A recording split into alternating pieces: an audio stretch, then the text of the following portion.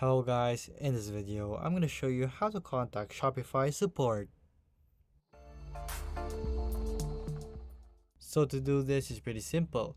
So here in your Shopify, all you have to do is go up here to your own top right corner in My Store and then go to Help Center. It'll redirect you to your Shopify Help Center.